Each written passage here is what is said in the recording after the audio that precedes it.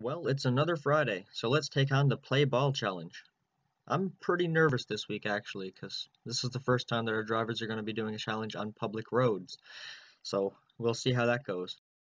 This challenge is meant to test who the smoother driver is, and can be explained pretty well with Newton's first law of motion. So, this tennis ball, when a vehicle is traveling at 100 kilometers an hour, will have its own momentum.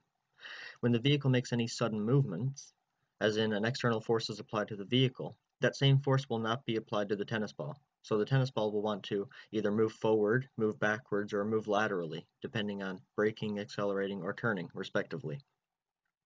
The entire drive for this course is just over 30 kilometers, and the winner of this challenge will be the person who drops the ball the least during the entire time driving.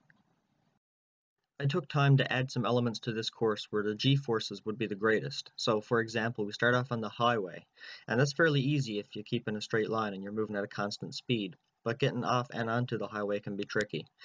Overall though, the highway is a bit of a confidence booster for the rest of the course, because then we turn onto Kenmount Road, one of the busiest streets in St. John's. Lots of traffic lights. Most likely that's where the balls are going to be dropped to. But then we turn on to Paulina Avenue, which is a tiny little narrow side street, and we go through a couple stop signs.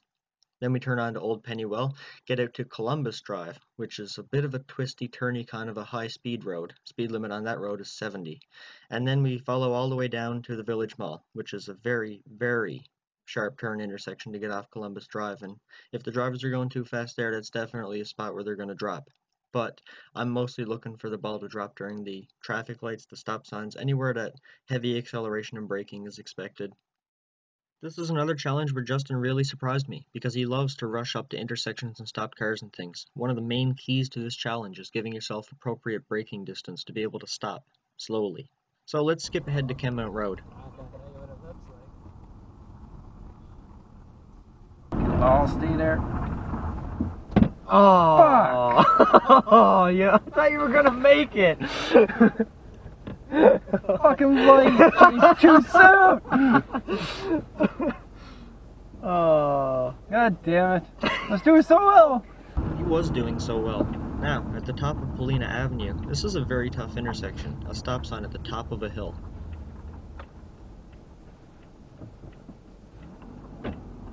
Fuck. And then at the intersection of Columbus Drive and Black Marsh Road, the light turns green and Justin hits the gas a little bit too quickly again. Fuck. Oh.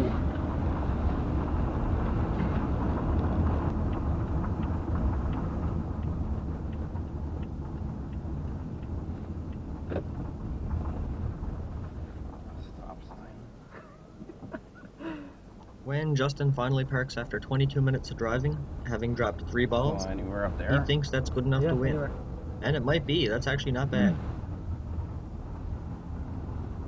And Justin sets the mark with 3 drops. Now, where Justin's a bit of a rush driver, Sarah's just distracted. Sarah said twice during this challenge that she totally forgot about the ball. Just watch as Big Mary Mondays makes her drop the ball the first time. Look, Big Mary Monday. Oh, pants.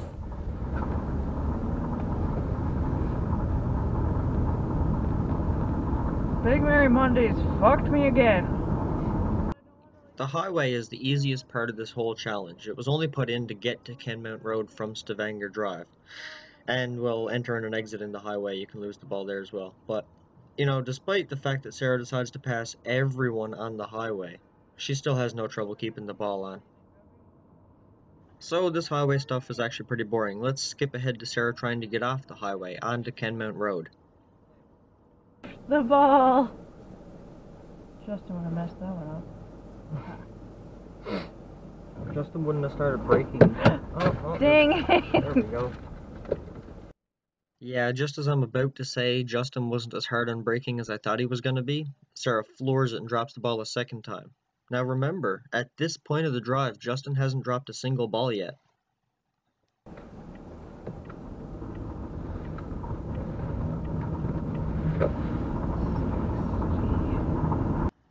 After dropping twice, Sarah really starts to focus.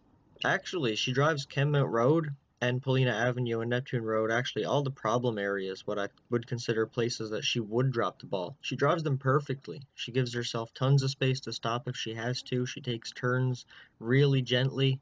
She actually missed this turn here, so she had to go down and turn around. But we'll skip ahead to her entrance to Columbus Drive.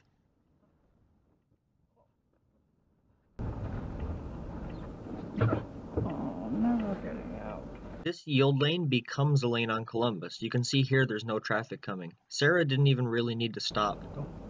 We can go. Oh, oh, damn it.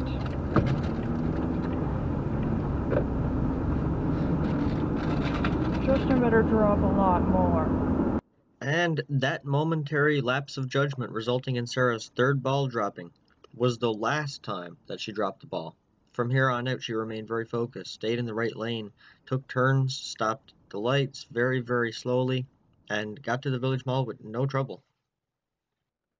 Sarah making it to the finish perfectly from here means two things. One, she's not as bad as she thought she was going to do, and two, that we have our first tie of the novice driver battle. And with no real way to distinguish the winner, I think I'm going to leave this one at a draw. Sarah dropped all 3 times from acceleration. Justin dropped twice from acceleration, once from braking. Maybe I could put something in. Nah, I'm not going to do it. It was a tie. 3 drops on the whole run. That's not even bad, actually, but let's call it a tie. Next week, we find out who can do a slalom faster, forward and reverse.